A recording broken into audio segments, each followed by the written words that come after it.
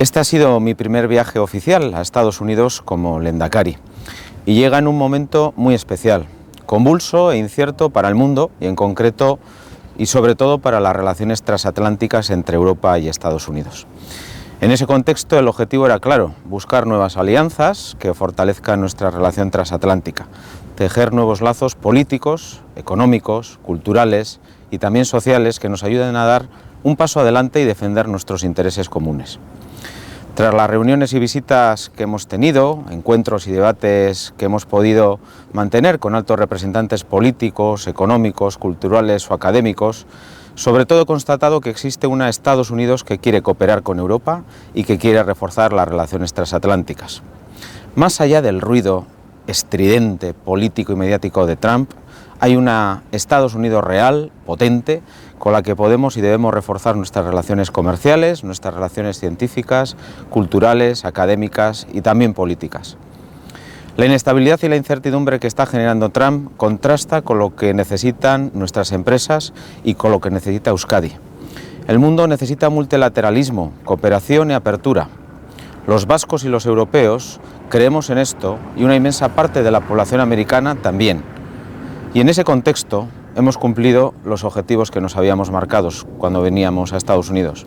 Hemos abierto nuevas interlocuciones, hemos recibido de primera mano información política y económica de altísimo valor para Euskadi, hemos reforzado los lazos y proyectos importantes para nuestro país como el Guggenheim o IBM con Quantum y hemos acompañado a las empresas vascas que trabajan aquí, en Estados Unidos.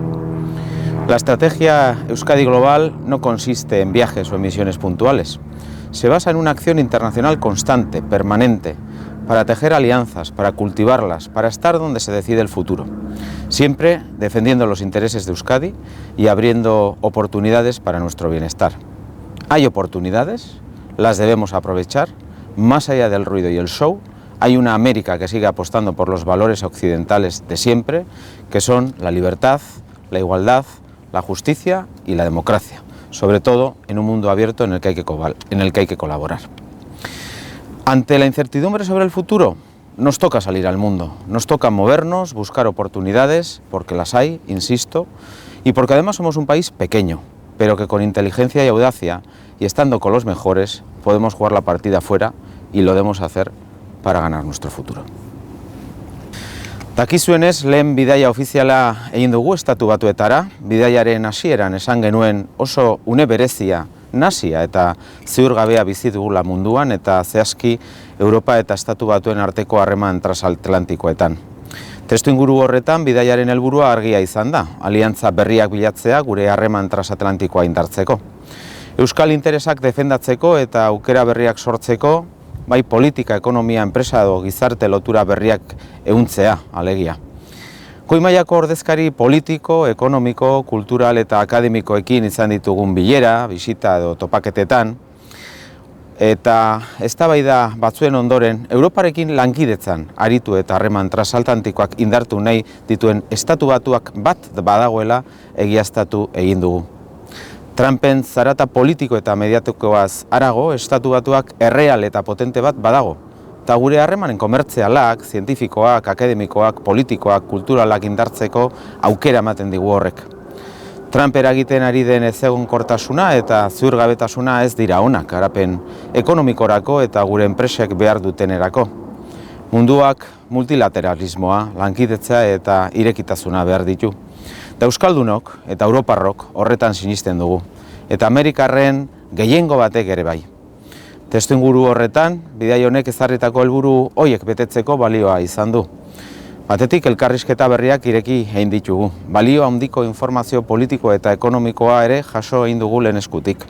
Guggenheimekin edo IBM eta Quantumekin ditugun loturak eta proiektuak indartu egin ditugu, eta Estatu Batuetan lan egiten duten euskal enpresei lagundu diegu.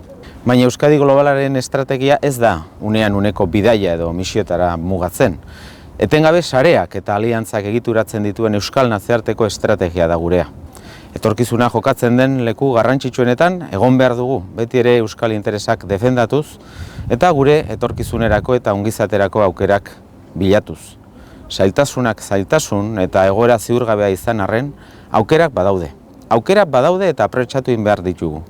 Zarataz eta showetaz haratago badago beste Amerika bat. Mendebaldeko balioetan sinesten duena, askatasunaren, berdintasunaren, demokraziaren, lankidetzaren eta mundu ireki baten aldeko apustua egiten jarraitzen duena. Horri eutsi behar diogu. Etorkizunari buruzko ziurgabetasunaren aurrean, beraz, mundura irtetea, mugitze eta aukerak bilatzea tokatzen da. Egon, badaudelako.